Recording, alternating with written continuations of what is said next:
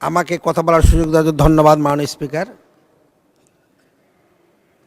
আমি আমার বক্তব্যের শুরুতেই শ্রদ্ধার সাথে স্মরণ করছি স্বাধীনতার ঘোষক, বহুদলীয় গণতন্ত্রের প্রবক্তা এবং আমাদের হৃদয়ের দল, প্রাণের দল, জাতীয় দলের প্রতিষ্ঠাতা এবং যিনি মাথার চুল থেকে নখ পর্যন্ত সৎ মানুষ ছিলেন, তিনি শহীদ প্রেসিডেন্ট জিয়াউর রহমানকে আমি আরও শ্রদ্ধার সাথে স্মরণ করছি।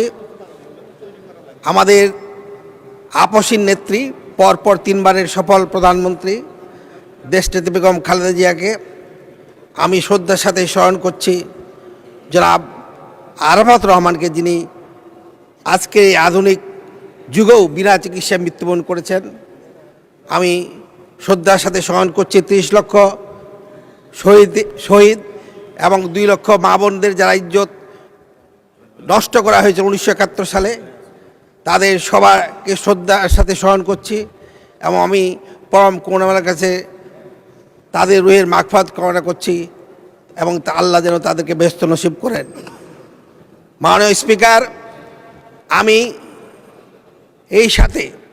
এই সুযোগে আমি এলাকার মানুষ, ঠাকুরগাঁও 2 আসনের প্রতিটি মানুষকে ধন্যবাদ জানাতে চাই এবং কৃতজ্ঞতা স্বীকার করছি যে তারা আমাকে ভোট দিয়ে আজকে এই মহান সংসদে কথা বলার সুযোগ করে দিয়েছেন। মাননীয় স্পিকার, আজকে আমি আমার বক্তব্যের শুরুতেই আমাদের প্রেসিডেন্ট যে বক্তব্য দিয়েছেন এই সংসদে, যে বক্তব্য আমরা 17 বছর থেকে দিয়েছিলাম, এদেশের পেশাজীবীরা, এদেশের রাজনীতিবিদরা, এদেশের ছাত্র জনতা, আমরা বলেছিলাম শেখ হাসিনা একটি স্বৈরাচারী সরকার এবং এই সরকারের পতন হওয়া উচিত। উনি স্বীকার করেছেন যে শেখ হাসিনা স্বৈরাচারী সরকার ছিলেন এবং ফ্যাসিস্ট সরকার ছিলেন। উনি স্বীকার করেছেন স্বাধীনতার ঘোষক শহীদ প্রেসিডেন্ট জিয়াউর রহমানকে।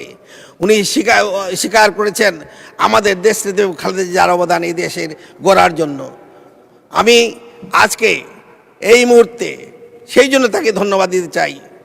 আজকে এই সুযোগে আমি আপনাদের সামনে আমার ঠাকুরগাঁও 2 আসন একটি অবহেলিত অঞ্চল, প্রত্যন্ত সীমান্তবর্তী এলাকা।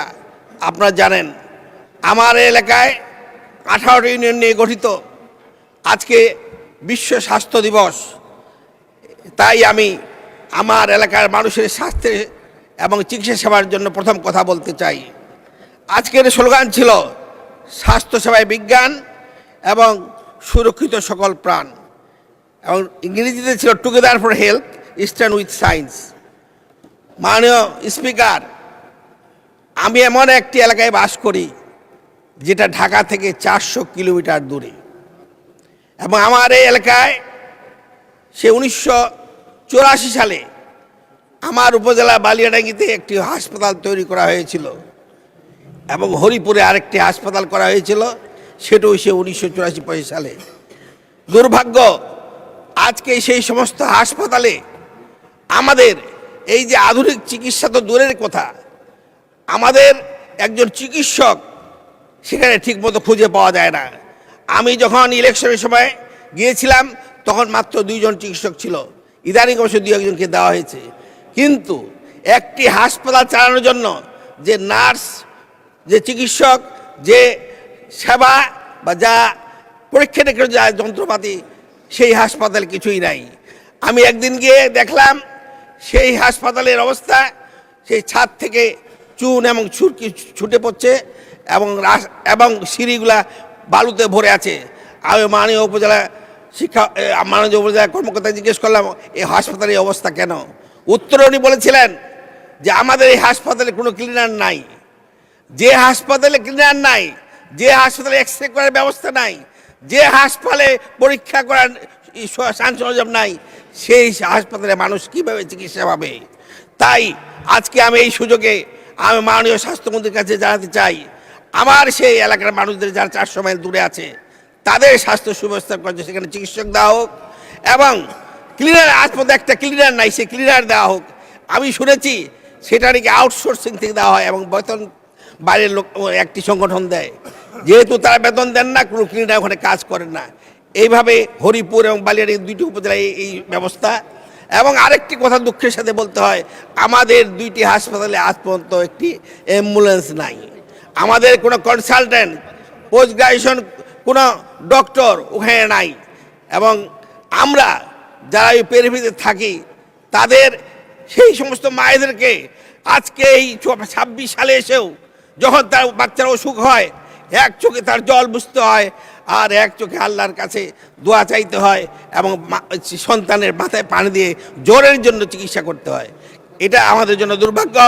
তাই আমি ওই এলাকার একজন সাংসদ হিসাবে বলতে চাই, আমরা 17 বছর এদেশের মানুষ আমাদের অধিকার আদায়ের জন্য, স্বাস্থ্য সেবার জন্য যে সংগ্রাম করেছি, সেটা আমার বর্তমান সরকার সেটা করবেন। আমি আরেকটি কথা বলতে চাই, উপস্থিত শুধু আজকে এই সংশয়ে দাঁড়িয়ে যা আমাদের যে শেষ আমাদের এই স্বাস্থ্য ব্যবস্থাকে উন্নতির জন্য আমাদের প্রতিটি ইউনিয়নে যে ওয়ার্ড ক্লিনিক ইউনিয়ন ক্লিনিকগুলো আছে সেগুলো চালু করতে হবে, ডাক্তার দিতে হবে। পাশাপাশি আরেকটি কথা বলে আমি শেষ করছি, আমার এলাকায় রাস্তা প্রায় 1600 কিলোমিটার, কিন্তু দুর্ভাগ্য যে আমাদের 558 কিলোমিটার রাস্তা মাত্র পাকা করা হয়েছে, বাকিটি করা হয়নি। সেটি করার ব্যবস্থা করা হোক। এবং আমাদের একটি ব্রিজ যেটি দরকার পলাশবাড়ি, দোহসো এবং ভানো ইউনিয়নের কুলিক তিন নদীর উপর, সেটি করার জন্য ব্যবস্থা করা হোক। আমি এটা আশা করছি। তো মাননীয় স্পিকার, আমাকে যদি আর 1 মিনিট বা 2টা মিনিট সময় দিতেন, আমি 2-একটা কথা বলতে পারতাম। আপনি সুযোগ দিলে আমি বাধিত হব। আমি জি 1 মিনিট দেওয়া হলো আপনাকে, ধন্যবাদ। দিছে, থ্যাংক ইউ, ধন্যবাদ মাননীয় স্পিকার। আমি আগেই বলেছি যে আমার এলাকাটি মানে সীমান্তবর্তী এলাকা। আমার বাড়ি, আমার মোটামুটি ঠাকুর 2 আসনটি পুরা জায়গায় ইন্ডিয়ার সাথে মানে একটা নাগর নদী দিয়ে ভাগ করা আছে, একটা নদী দিয়ে, এবং তারপরেই পশ্চিম দিনাজপুর। তা আমাদের এলাকার মানুষ চায়, যেটা আগেও ছিল, একটি স্থলবন্ধন করতে। এই স্থলবন্ধন যদি করা হয় তাহলে আমি খুশি হব। সেটি হলো ধর্মগড় ইউনিয়নে। আর একটি অনুরোধ যে আমাদের এলাকায় কোনো টেকনিক্যাল ট্রেনিং সেন্টার নাই, সেটি জন্য স্থাপন করার ব্যবস্থা করা হয়। আমার নির্বাচন 4 এই আসনে যদি এটি করা হয় তাহলে এই যুবক যুবাদের হাতে কোনো বিভিন্ন ট্রেডে প্রশিক্ষিত দক্ষতা অর্জন করিয়া প্রয়োজনীয় দক্ষ এবং প্রশিক্ষিত দক্ষ যুবক যুবাদের বিদেশি কর্মসংস্থান সুযোগ তৈরি হবে। তাই আমি বেলারি